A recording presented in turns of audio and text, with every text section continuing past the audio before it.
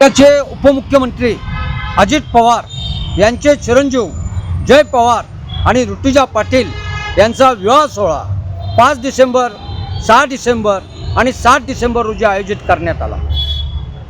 5 डिसेंबर रोजी जय पवार यांच्या विवाहानिमित्त आरडीचा कार्यक्रम, 6 डिसेंबर रोजी संगीताचा कार्यक्रम आणि 7 डिसेंबर रोजी स्वागत समारंभ हा आयोजित करण्यात आलेला आहे। 5 आणि 6 डिसेंबर रोजी महामानव डॉक्टर बाबासाहेब आंबेडकर यांचं महापरिनिर्वाण दिन च्या निमित्ताने आणि महामानव डॉक्टर बाबासाहेब आंबेडकर यांचं महापरिनिर्वाण झाले असल्यामुळं या देशातले दलित जनता ही शोकसागरामध्ये डुबलेली असते। दलितांसाठी हा दुःखाचा दिवस असतो। या दिवशी अजित पवारांनी आपले चिरंजीव जय पवार यांचा विवाह सोहळा आयोजित करावा की ज्या अजित पवारांनी आंबेडकरांचं नाव घेऊन काल कित्येक वर्ष या राज्यामध्ये सत्ता उपभोगली, आजही ते सत्ता उपभोगत आहेत आणि उद्याही आंबेडकरांचं नाव घेऊन सत्ता उपभोगण्याची आणि सत्ता मिळवण्याचं स्वप्न अजित पवार बघत आहेत। त्या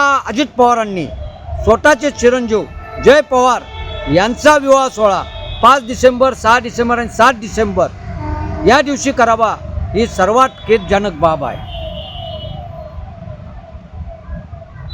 संतापजनक आहे।